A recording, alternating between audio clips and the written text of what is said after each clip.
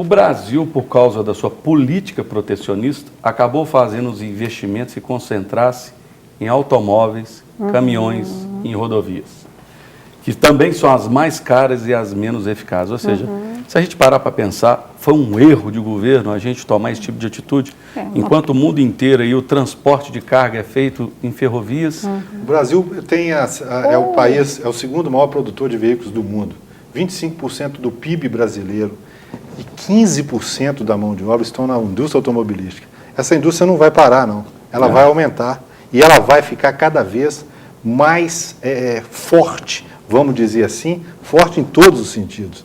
No sentido de produzir veículos cada vez mais potentes. Né? Agora, nós precisamos ter vias para esses veículos.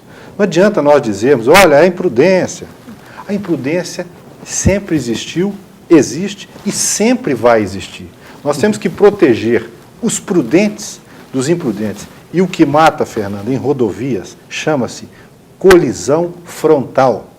Em rodovia de pistas independentes, com barreira física, de aço ou de concreto, ou com distanciamento, conforme manda a regulamentação internacional de construção, de engenharia, se isso for feito, não tem morte em rodovia no Brasil.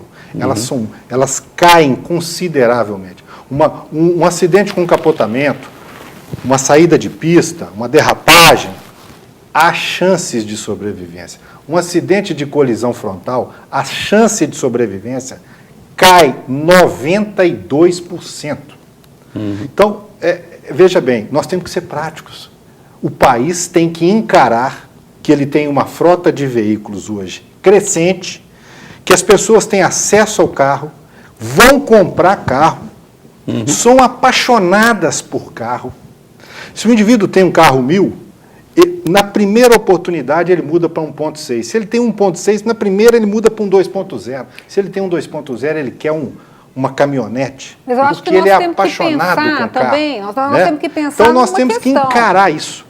Encarar e fazer as obras, Mas as a gente rodovias. tem que pensar Mas deixa eu no falar um espaço pouco. físico Deixa eu falar um também. pouco. Nós temos espaço físico Não, eu concordo com você, mas vamos não falar então. Não tem como você fazer. Você põe São Paulo, pôs ponte, túnel, viaduto, para cima, para baixo. E terá que continuar colocando. E chegou a uma limitação física, como Londres chegou numa limitação física. Londres tem 3.700 quilômetros de linha segregada de transporte coletivo de boa qualidade. Isso que é ótimo você colocar. Londres optou por, historicamente, por um transporte coletivo. Nós não vamos ter E isso já aqui, não. está enfrentando Deixa eu te fazer uma pergunta questão simples. do transporte Por que individual. as estradas nos Estados Unidos ou num país europeu dura tanto tempo e aqui não dura? Porque as daqui são feitas para durar pouco mesmo, para alguém ganhar. Entende? As próximas eleições, alguém vai ganhar para refazê-las. Entende? O asfalto é feito para durar 7 anos no máximo.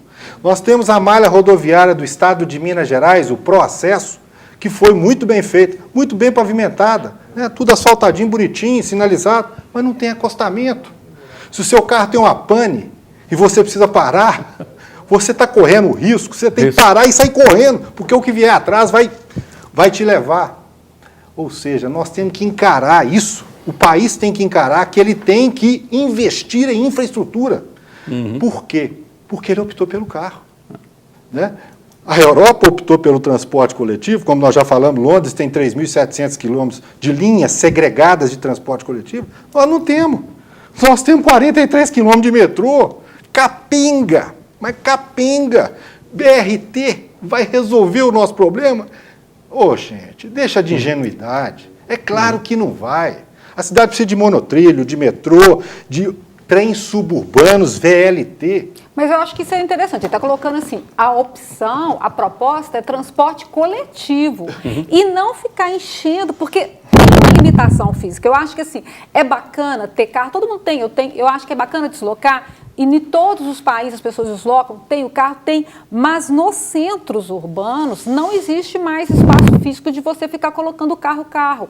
A política A grande maioria pública, da população, se ela tiver um transporte digno, ele prefere largar o carro em casa. Ele prefere lavar, exatamente. Então, assim, eu acho que a política pública ela não está correta. A política pública tenha o seu carro. Não é que você não tem que ter o seu carro, Bacana, você tem seu dinheiro, você compra o teu carro. A questão é que nós vamos ter que conviver com uma questão de física. Dois corpos não ocupam o mesmo espaço. Doutora, então a gente tem que esperar, a gente vai ter que organizar. E aí, assim, comparando com quem já vivenciou esse problema e que tem o transporte coletivo legal, como foi o exemplo dele, está hoje administrando o problema do veículo de passeio. Então, se eles que têm a linha de metrô fantástica, fabulosa, há milhares de anos, e estão administrando esse, quanto mais nós que não temos e nem vamos ter, eu concordo com você, não vamos ter, nós vamos ter que administrar isso. Agora, como que a gente administra isso? Compre carro, compre carro, compre carro, compre... E põe aonde? Enquanto nós não tivermos, nós não podemos virar para o trabalhador brasileiro que lutou e que agora pode, com 90 prestação daqui lá conquistar um carrinho, e você vira para ele e fala assim, olha, compra, mas não usa não. Ô, gente, pelo amor de Deus, isso não existe. Mas nós temos que oferecer condição. Mas o que está acontecendo é isso. Oferecer condição. Mas não está faltando mais seriedade aí? Olha, há um tempo atrás, deixa eu explicar uma curiosidade. Eu morei fora do país 6 anos, entre estudar 3 anos e trabalhei 3 anos numa organização. E, curiosamente, quando eu estava lá, eu pensava assim, gente, no Brasil a gente apaga o fogo e planeja pouco. Hoje, eu vou confessar para você que o brasileiro já está aprendendo o governo a fazer planejamento. O problema é a falta de vergonha na cara para cumprir a vontade política do orçamento. Exato. Porque coloca-se no orçamento, mas não cumpre. Eu tenho muito medo desse discurso, sabe o que é, Fernando? É que nós darmos ao governo, a quem está nos assistindo, e é governo, a sensação do dever cumprido. Não estão cumprindo o dever. Entende? Nós temos que mostrar para eles o seguinte, vocês optaram, ou historicamente, nossos governos optaram pelo carro, nos dê condição de sair com o nosso carro. A cidade de Belo Horizonte, Fernando, tem mais de 100 gargalos que precisam de obras. Aí vem o presidente de uma entidade aí que organiza o trânsito e diz o seguinte, o viaduto, se nós construirmos um viaduto aqui, nós transferimos o gargalo daqui para cá. Oh, meu Deus do céu, não tem que ter gargalo aqui e nem aqui. Nem lá.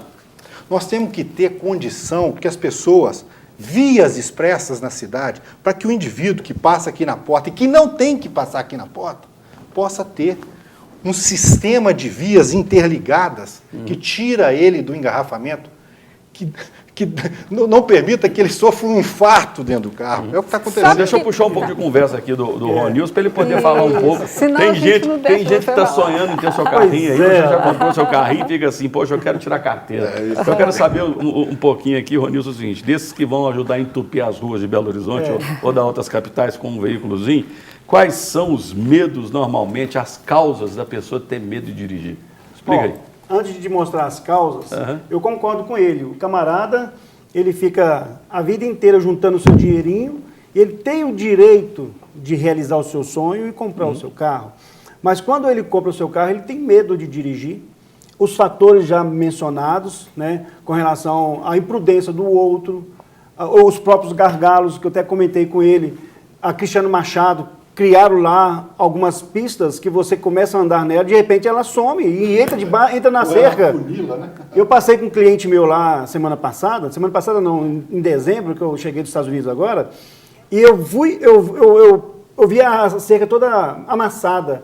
Eu falei com o cliente assim, ó, quando você for andar na Cristiano Machado, de preferência, usa a pista do meio, não tem meio mais, né?